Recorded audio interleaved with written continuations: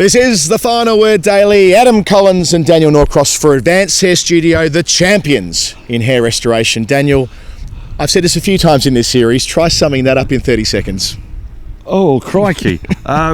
New Zealand were presented with a really terrible plan by England of Jamie Overton bowling short pitch filth for the first part of the day and capitalised on it.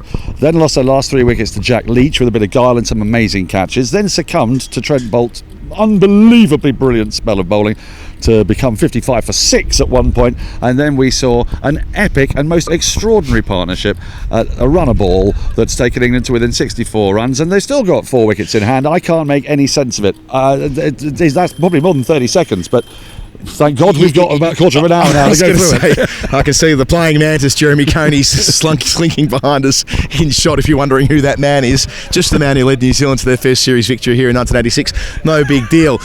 Jonny Bairstow, he is back in business in 2022, isn't he? His 4th test ton in this calendar year, averaging about 65.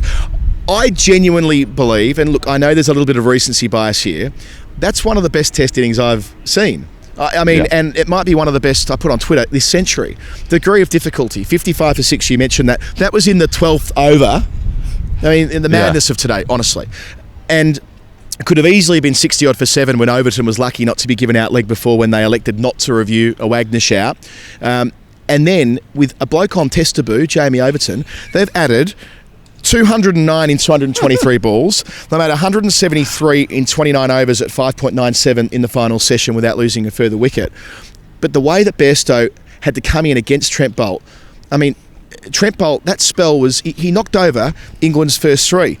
Lees, then Pope, then Crawley, all in single digits, stumps everywhere. There's some stat about it being the first time for 120 years. Explain that. It's the first time anyone has bowled out 3 batters inside the first 8 overs of a match since 1902, when Jack Saunders did it in the famous Oval Test match that we were talking about last time, because we were looking at fastest hundreds. And Jonny Bairstow again, incidentally, that was a Gilbert Jessup game, and George Lohman is the only other man to have done that. He did it against South Africa in, I think, 1888. He did it all the time. He did it all the time, yes. And the batting wasn't quite as good then. It was a terrific spell of bowling. It was brilliant. The CricViz database had it down as the toughest spell, most challenging spell of bowling in their database, going back to 2006. There are some pretty damn good bowlers and some damn good spells. And some damn good spells in the last 16 years. It was measurably brilliant. And what made Bairstow's 100 so superb was that you might say, well, he came in at number 5, didn't he? Well, he came in at number 5 after about 6 overs or something daft. Well, it was inside the first 8. In the 6th over, right? Yes, because three guys had been castled. So, you know, he's facing that new ball and it's swinging, and we know that he's had a vulnerability to straight balls. I mean, he knows that too. He's not averaging a great deal against a straight ball, and the stumps were being targeted. And he then unfurled. I think you're right. I think it might be the best 100 I've seen live. I wasn't here for Stokes' one. I was here for Stokes'. I'm reluctant to say the best, and I don't want people to get angry in the comments pointing to 12 Rat Collie hundreds. My point is simply that this was extremely special because of the degree of difficulty. It's not only because of the run rate that he went at, or the fact that he was doing it with Jamie Overton on test debut. Match situation, what he was up against with Bolt, and then Wagner too, by the way. Wagner takes a wicket with his 2nd and 5th deliveries after missing the 1st and 2nd test matches. Nearly has a triple wicket maiden when going up for a leg before shout from the final ball of that first over. It is all happening. Every ball's an event. And Bairstow somehow, with a counter-attacking effort, remember, you know, his career wasn't only at the crossroads this time last year. Many people doubted whether he could seriously compete at this level anymore. He'd gone 6 years between tons at home until last week. His last century at home was actually here, I think, if memory serves me correctly, back in 2016.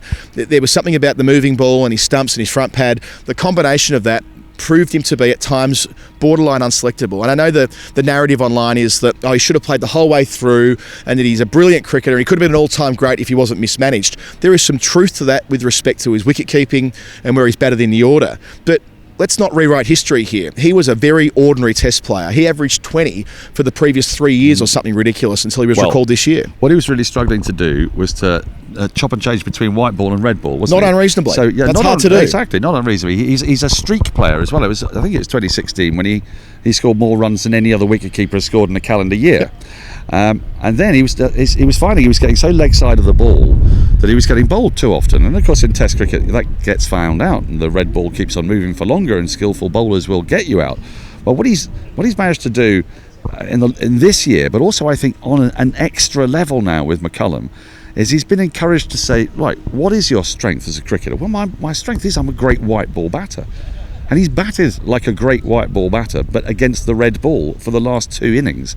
And it's been superb. I mean, his first 50 was like watching the first 50 you might compile in a one-day international, wasn't it? And he didn't hit sixes. So like at the Trent Bridge, it was, hit the ball into the crowd. You were asking you to hit it in the air, not along the ground. This time, everything was on the ground. And it was deft. I mean, there were shots that made you purr. There were late cuts. There was one towards the end of the day when Bolt came in. And he just glided the ball between the slips perfectly deliberately. It was like you would do if you were trying to take a single in a one-day in the 90s. I mean, exactly. But better than that because of the circumstances. And Jeremy was making the point before. It was the way he worked the ball around the field. It was a 360-degree innings. Yeah. You could, if you wanted to be critical, not critical, but if you wanted to pick holes in what he did last week, it was one gear, right? He was trying to pop the ball in the crowd. He was directed to do so after the ham and cheese toasty and the pep talk from Ben Stokes and the Churchillian speech from Baz McCullum and all the rest of it. Yeah. But this was nothing like that, and yet he scored at a similar clip. Yes, it was similar. I mean, he didn't go at 2 a ball. So after tea at Trent Bridge, he sort of went thrashing at everything and started hitting sixes. Here, he just kept a kind of steady run of ball. I mean, what is it, 130 off about 120 balls or something? Off 126 overnight, yeah. Right, well, there you go. And he slowed down a little bit towards the back end, didn't he, as he did then play for stumps. As keeping an eye on that. And I think actually, in a way, he might even be sort of playing for Jamie Overton. Well, let's get into that. Let's get into some of the rarities and oddities here, shall we? So it's the highest 7th wicket partnership for England ever. Amazing. They've played a fair bit of Test cricket.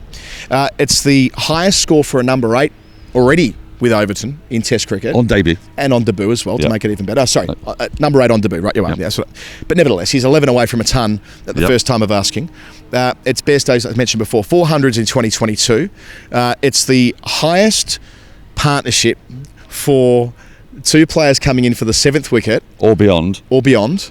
When the score was under 100. Under 100 when they arrived. That's one of yours. And you know what that is? That's a measure of comebackery. Bounce backability. Stick-to-itiveness. Exactly, because they were 55 for 6. And so if you then add 200 and whatever it currently is. Well, they put on 209 in 223 rocks. 209. If you add 209 after you were 55 for 6, imagine what that does to your opponents. I mean, they must be shell-shocked and utterly baffled. Well, look at Trent Bolt's figures. I mean, he's had 73 runs taken from 16 overs. But he's also bowled the most dangerous spell in the history of Cricket Viz's database. And then Neil Wagner's got a one-day international analysis here. 2 for 53 from 9 after a double wicket maiden to start. Bracewell wasn't able to contain. Went for 37 from 4. We've all been critical of the selection, the conservative selection, batting down to 8 at the expense of a spinner. That's backfired already. It'll only get worse through the 5 days. And then Tim Southey, who we neglected to mention, nicked off Joe Root. Bowled a beauty to get rid of Joe Root. He's taken 1 for 78 from 17. So they have taken a pasting, and it'll take some bouncing back from them now, which we have seen they can do, to be fair. But throughout this series they've done that. I mean, that's why this series has been absolutely nuts, because it began with New Zealand 39 for 6 at lunch at Lords. And that's right, and they lost a wicket straight after 45 for 7 or something. By the end of the day, they were right back in it. And, because they'd bundled England out virtually.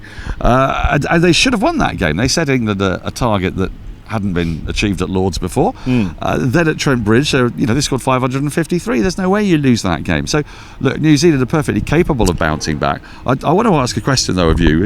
We had a lot of talk about in ODIs, who's going to be the first side to score 500 in an ODI. England kept very close against the Netherlands, falling 2 runs short. And I put to you that I think England are going to score 500 in a day in a test match before they score 500 in an ODI. Because the way they're batting, like if they get the 90 overs in, that's 5.5 and over. I mean, you can see they're doing 5.5, and they're trying to do 5.5. When Stokes came out to bat, I found the innings completely baffling, but it was as part of a piece of tempo, and that tempo, trying to get that tempo to 5.5 and over. We were talking. It wasn't that long ago. Well, I mean, it was like yesterday that 4 and over, that's a really impressive scoring rate. Well, it's interesting you raised that. So upstairs in the press box, a couple of our colleagues, George DeBell and Vish, were talking about when did Australia start trying to score at 4 and over in Test cricket under Steve Waugh? It was around the 02-03 Ashes or thereabouts. So about 2 or 3 years there, they'd consistently have days of scoring at 4 and over, and that was their benchmark. McCullum's changing the rules on this, and it's a lot to store in one man, I get that, but he's providing the freedom and the flexibility for them to play that way. And yes, I think Phil Walker described it as I forget the term he used now, but it was an innings from Stokes there was a plan to it. It was measured madness because of what you're saying. Even though it looked ridiculous when he gets out, chipping to mid-off, backing away to Wagner from his second ball after swishing at the first one, and it gives the impression of a player who's out of control. In a way, he knew what he was doing. He was just trying to get them back at a place where they could go again. And had he remained in the middle with Bairstow, he'd probably not out 150 or something himself. It's about wanting to be on the front foot all the time with the bat, isn't it? I think. Yeah, that's what I'm trying to say. They want to be exactly that. They want to be transferring pressure back at all times. Exactly, with the bat. But with the ball, there was something a little weird because the day started. I mean, this feels like a decade ago. Haven't even mentioned the Dazzler's 300 on the trot. Well, exactly. We'll get there. So promise you, New Zealand fans. Mitchell's got various records now. He's got 300s in the first 3 Test matches of the series. It is only a 3-test series, but only Bradman has done that in England before, which is amazing. He's got more runs than he's up to nearly 500 runs or so in the series. It's quite extraordinary. The most for New Zealand against England in England. That's right, beating Donnelly. Beating Martin Donnelly from 1949. That was going to be in the Hall of Fame, but we'll skip over that. Yep. Sorry, we had Bert Sutcliffe in there. The illustrious names throughout. It was amazing stuff. But England began the day in what felt like quite good bowling conditions, quite muggy. They started with Jamie Overton bowling bouncers at one end, but Potts, who's been England's best bowler, causing real problems at the far end. He induced a couple of chances that were both put down. The catching from both sides has been poor. New Zealand dropped a chance or two. Mitchell dropped a chance. Since Lords, when everyone caught flies, chances have just gone begging. But to watch that tactic, it just didn't make any sense for 40 minutes. Broad, unused. And then when he did come in, he instantly created a chance. Then we had the great farrago of him trying to get the ball changed. The moment he did get the ball changed, well, hang on, let's go back a bit, because we've got Blundell's dismissal. Can we please unpack that? Well, Blundell's dismissal, also probably a candidate for the Hall of Fame. We're running through them. Oh, yeah. Look, put it this way. I'm glad Potts had a bit of luck break his way. Running up that hill, Cape Bush style, from the football stand end throughout the course of the 2 days, he couldn't have bowled any better, I don't think. It was like we were watching 2 different games. Jamie Overton banging it in from one end with the second new ball, and birthday boy Broad standing at mid-on, not bowling, inexplicably. And down the other end, Potts doing everything right. He has enhanced his reputation yet again in the last 2 days. I think he's bowled better here than at any other stage of the Test career. He took all those wickets at Lords, but he was going at 1 1/4, 1 1/2 and over, when England's attack looked like it really was missing Anderson, to be honest with you. Yeah. He bowled absolutely superbly and without any luck. And then he finally got a piece of luck. I say a piece of luck. It might have been out on review otherwise, but DRS went down for 9 balls, and in that time he trapped Blundell LBW given out by Kettleborough. He would definitely have reviewed it. When we saw it on the replay screen, there was a hint of leg sidiness, to be brutally honest with you. It is going down more and more often, isn't it? I don't think I'm imagining that I've been at many games where DRS is on the blink. By the way, Jack Leach just walked past a moment ago. Jack Leach, a 5-wicket haul. Yes. A really important spell, I think. Performance full stop. 7 wickets, 70 against New Zealand coming into this test. He could have been dispensed with, not necessarily immediately, but you can see where the story was going with him. Too many get out of jail deliveries, dragging it down. He looked profligate throughout the Trent Bridge test, despite taking a couple of wickets in the second dig. But 5 for 100 odd here, it could change his summer. It could do. I mean, the last 3 wickets were all caught in the deep, but that was testament actually to him tossing it up a bit more, getting a bit more flight, a bit more guile. When the tail-enders went after him, they just weren't quite there, they weren't quite at the ball. A couple of incredible catches taken amidst all that as well. I think his confidence took a huge boost by getting a wicket with his first ball, but also what an important role he's going to play in the second innings, because England's bowling attack without Stokes, he's there as an all-rounder, and if he's not going to bowl, you've got Potts, who bowled brilliant. That's why it's so important he bowled well, and then you've got Overton, who's going to bang it in bowl at Broad. They need Leach to be able to bowl lots of overs, and that was what you saw in England's innings, because without Ajaz Patel, Kane Williamson had to rotate Wagner Southey bolt. Yeah. And there comes a point when you get a little bit less effective. That was what was happening, especially against the counter-attack. It seems like a fairly brainless selection when you think about it now, to leave out Patel. But there's been so much weird cricket in this game that I just think it's sort of it's enhanced it. The more mad the selections, the better. Can we just bounce back to the end of the day briefly for a moment? We haven't really touched on Jamie Overton's innings. No, what on Test debut, he's on 89. I mentioned before, 114 men have made 100 at the first time of asking. The last player for England was Ben Foakes, who also walked past a moment ago. I mean, obviously picked as a frontline seamer, but showing that, I mean, these weren't tail ender runs. He looks like the kind of guy who could mature into a proper Test number 8 and give them a serious option. He's averaged 37 in first-class cricket in his last 3 years. Yeah. So he's not a bowler who can bat a bit. He's a bowler with a high ceiling, and you could see that. We saw some split screens on the TV today when we saw how, for example, Crawley and Pope were playing the moving ball. Yep. And how Overton did. Now, in fairness, the ball was a little bit older. It wasn't swinging quite as much, but he was at the crease pretty damn early because it was 55 for 6 and about 12 It was the 12th over. So, that's a new ball he's facing, basically. Against bowling the spell of his life. Yeah. And he got through it. And he got through it. And he got through it by playing late, and by playing with his bat and pad close together, and by playing with a straight bat. Basically, by playing a little bit like Daryl Mitchell. But he's kind of bigger, he's more powerful, and he played some beautiful shots to start with, and then as his innings progressed and matured, he chanced his arm every now and then, and he connected. I mean, there were 2 shots that actually sent a shiver down my spine. There were 2 pull shots from there that honestly... Don't take another one of your Hall of Fames here. So you're about to do it, aren't you? Okay, I won't. Continue. Well, people say that's gone off like a firecracker, and well, it really did. I was sat on the balcony up there having a cheeky fag, watching down the scene, sort of half distractedly, and then there was this incredible noise of ball hitting bat, and I thought, that must be Bairstow, but why is everyone clapping? It was a shot to bring up his 50. Yes. And it was amazing. It was it flew into that part of the Western Terrace. It was an amazing shot, and it was a proper shot. In that spirit, let's take a beat and prepare for the Final Word Hall of Fame. This is the Final Word Hall of Fame, where we find the most final word moment of the day, and it's all brought to you by the Advanced Hair Studio. They're the champions in hair restoration. More than 1 million people have used their service across the last 30 years. 100% guaranteed that we can bring some confidence back. You're lacking in confidence. I am lacking. I'm always saying that. I'm a shrinking People violet. are always saying, with a bit more, if you had a few more locks, you could really fulfill your potential. I could have been Mark Nicholas. I could have been Ramiz Raja.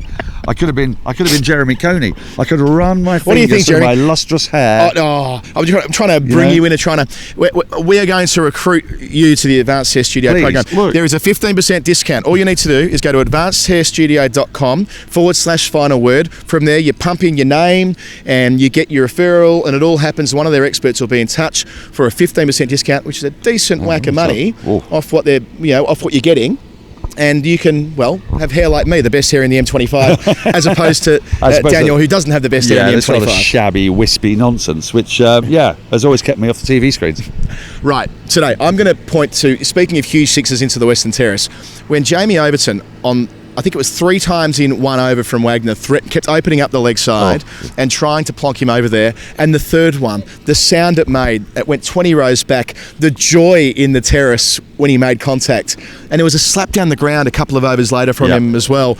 I mean, we're usually looking for quirky things, but as far as a guy on debut playing like that with that freedom, we've already gone on about him a little bit, but I just love that one shot. On test, to think, you know what, I'm just going to go over here, go leg side and twat him into.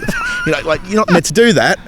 But Jamie Overton is making quite the impression. So that's my starting point. I think that's a fair one. I'm going to add one other. I want to throw in a Jonny Bairstow catch. Oh yeah, the Stokes and Bairstow catches. The Bairstow catch for me was just fantastic because it went up in the air, and poor old Jonny, because it was in the air for so long, just about over there, long off, and it swirled, and he almost went around 360 degrees trying to find its exact path, and didn't get it quite right, but made amends by diving full length and taking an absolute blinder. And it was great fun. Was that the one that gave Leach his 5th, or was that maybe his 4th? Yeah, it was his 5th, wasn't it? Yeah, I think the 4th was the one that Stokes took just before lunch to get rid of Mitchell on 109. I could say, by the way, passing Donnelly, Martin Donnelly has been a final word favourite on Storytime over the journey, so he's in the Hall of Fame as well for that. And the fact that Daryl Mitchell could also do with some advanced hair treatment, it all puts a nice bow on it, doesn't it? It really does. He would be perfect man for the job. AdvancedHairStudio.com/final word. You know what? That's it for us. We've got a curry to get to. Adam Collins, Daniel Norcross. This has been The Final Word. If you enjoy what we do, patreon.com/The Final Word. And we'll do it all again tomorrow. A test match which is fascinating, brilliant, bonkers. Couldn't ask for anything more. Good night. Good night.